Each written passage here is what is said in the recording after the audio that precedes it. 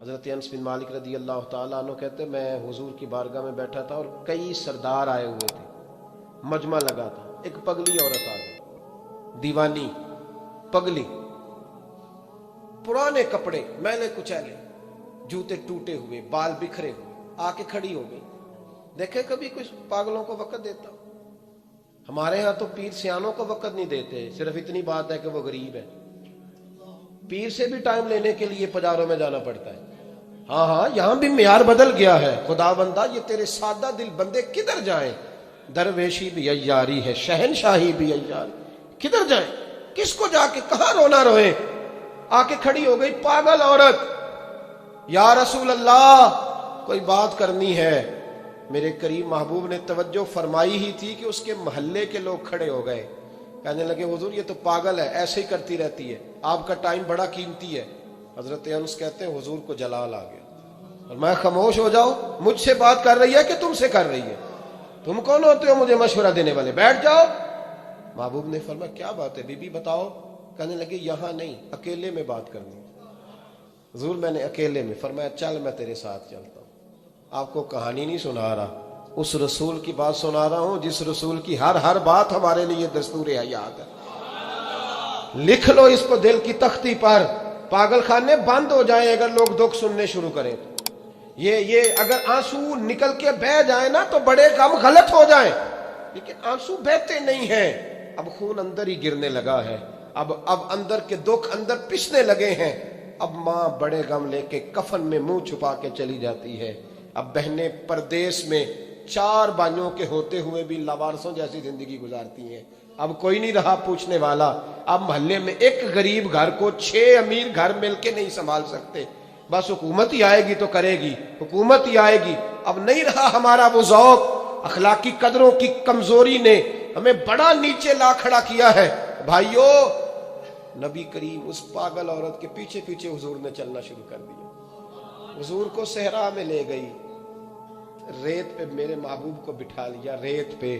ایسا کوئی محبوب کہیں ہوگا نہ کہیں ہے، دیکھو بیٹھا ہے چٹائی پہ مگر عرش نشیں ہے۔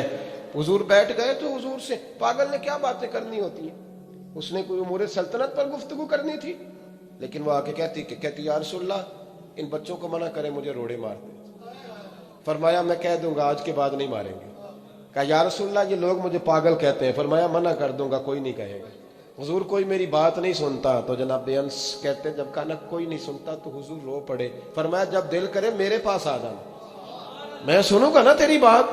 دیر تک کریم رسول نے بات سنی۔ کوئی بھی اتنا مصروف نہیں جتنی مصروف میرے نبی پاک کی زندگی ہے۔ 23 سالوں میں دنیا کو بدلنا ہے، لیکن ایک پاگل کو اتنا وقت دینا، اس کی تربیت کر گزرنا۔ حبیب کریم علیہ الصلوۃ والسلام دیر تک سنتے رہے۔ وہ خاتون اپنی مرضی سے اٹھ کے کھڑی ہوئی اور کہنے لگی میں تھک گئی ہوں اب آپ جائیے۔ تو حضور پھر مسکرائے، فرمایا دل دوبارہ کرے نا جب بھی تو فٹافٹ آ جانا، میرا دروازہ کھلا ملے گا۔ یار جو لوگ زندگی میں بڑا سکون لینا چاہتے ہیں نا، وہ کسی اس طرح کے بندے کی خدمت کر کے دیکھیں۔ جو بڑا سکون لینا چاہتے ہیں، بڑا جو راحت لینا چاہتے ہیں، وہ کسی ایسے شخص کی خدمت۔ ہمارے دیہات کی نانیاں دادیاں بڑی سادی ہوتی ہیں، انہیں ضرورت ہوتی ہے کہ تھوڑی دیر، ابا جی نے کچھ بھی نہیں کہنا، آپ نئی پجارو خریدنے لگے ابا رکاوٹ نہیں ڈالے گا، لیکن ابا سے مشورہ ضرور کریں، ان سے پوچھیں ضرور کہ گاڑی بدلنے جا رہا ہوں۔ والد کا مشورہ ہی تیرے کام میں برکت پیدا کر دے گا، اس کی صرف رائے ہی تجھے بڑا کر دے گی۔ آپ ضرور مکان تبدیل کریں اور کئی منزلہ بنائیں، لیکن تھوڑی دیر ابا کے پاس جائیں کہ اگر آپ کہیں تو مکان بدل لوں، اس لیے کہ والد کا صرف مشورہ نہیں ہوگا، اس کی دعائیں بھی تیرے ساتھ ہوں۔ یہ انفرادیت تجھے ملے گی سادے لوگوں کے ساتھ، ایسے لوگوں کے ساتھ جو، بلکہ امام یوسف صالح نے تو ایک بڑی خوبصورت بات لکھی ہے، کہتے ہیں ایک حضور کا پینڈو تھا، حضور فرماتے تھے یہ ہمارا دیہاتی اور ہم اس کے شہری ہیں۔ آپ کسی کو پینڈو کہہ دیں اسے بھی غصہ آتا ہے۔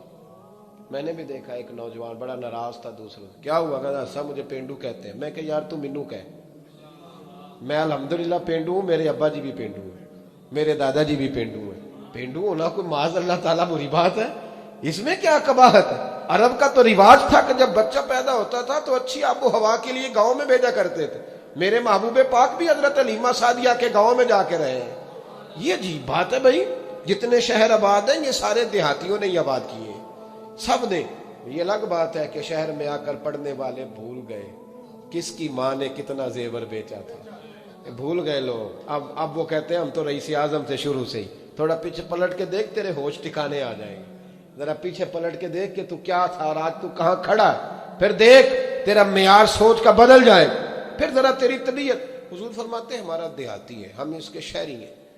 اب اس نے دیکھا حضور کی بارگاہ میں کئی لوگ تحفے لے کے آتے ہیں، اور نبی پاک تحفہ قبول فرماتے ہیں، اور بلکہ فرماتے تھے دیا بھی کرو لیا بھی کرو، محبت میں اضافہ کرے گا، محبت میں اضافہ کرے گا۔ بہت سارے صحابہ تحائف لاتے، وہ غریب آدمی تھا، دل بڑا کرتا تھا۔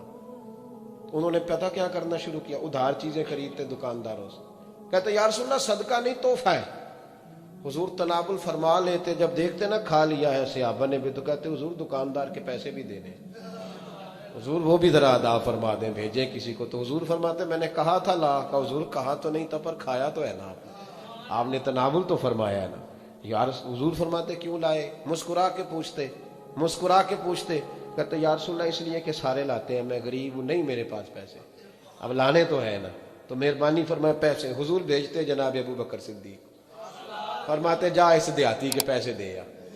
حضرت ابو ہریرہ کہتے ہیں جب حضور غم امت میں پریشان ہوتے تھے نا، تو ہمارا دل کرتا تھا کاش آج وہ آ جائے، وہ آئے گا تو حضور کو ہنسائے گا، دل کرتا تھا آج وہ آ جائے۔ کہتے ہیں ایک دن نبی کے، یہ مسند امام احمد بن حنبل میں بھی موجود ہے، فرماتے ایک دن وہ بازار میں کھڑے نا، مدینے کے بازار میں کھڑے کچھ خرید رہے تھے، کچھ خرید رہے تھے۔ ہمارے یہ بڑا آسان ہے، آپ تھوڑے تگڑے ہو کے رہیں، بولیں ذرا کم، سخت مزاج رہیں، دنیا خود بخود ڈرے گی، لیکن یہ اصل نہیں ہے۔ اصل یہی ہے کہ آپ محبت بانٹیں، آپ پیار کریں۔ ٹھیک ہے فضولیات اور لغویات سے بچنا چاہیے، لیکن اس طرح کا معیار بنا لینا کہ اپنے بھی کوئی بات نہ سنا سکے، کوئی قریب ہی نہ آ سکے، کسی کو یہ طاقت ہی نہ دینا کہ وہ اپنا آپ کے ساتھ مل کے کوئی اظہار محبت کر سکے، یہ معیار نہیں ہے۔ ایک دن وہ چوک میں کھڑے کچھ خرید رہے تھے، تو اللہ کے حبیب تشریف لائے۔ حضور نے نہ دیکھ لیا کہ انہوں نے نہیں دیکھا حضور کو، نبی کریم پیچھے سے تشریف لائے دبے پاؤں۔ کبھی دیکھا ہے کوئی مرید کے ساتھ اس انداز میں چوکوں میں اس طرح پیار کرے؟ محبوب پیچھے سے آئے اور آنکھوں پہ ہاتھ رکھ دیا، فرمایا بوجھ بھلا میں کون ہوں، بتا بھلا میں کون ہوں، بول۔ حضرت ابو ہریرہ کہتے ہیں انہوں نے نا اپنی کمر پیچھے کی اور حضور کے علم نشرہ کے سینے سے رگڑنے لگے، عرض کرنے لگے یا رسول اللہ آپ تو 7ویں گلی سے گزرے تو پتہ چل جاتا ہے میرے حبیب گزر رہے ہیں۔ حضور یہ کوئی بھلائی جانے والی چیز ہے؟ تو 7ویں گلی سے، 7ویں، اور حضور مجھے کوئی بھلا سکتا ہے؟ مجھے؟ وہ خواجہ غلام فرید صاحب نے محبوب کی بارگاہ میں بڑے ادب سے کہا تھا، کہنے لگے تن تندور ہڈاں دا بن تے اسی ہاواں نال تپایا، کپ کپ مکیاں پیڑے کیتے، اتوں عشق پلیتھن لایا، تن دا سالن من دی ہانڈی لون صبر دا پایا۔ غلام فریدا وے میں ساری تیری، تینوں اجے یقین نہیں آیا؟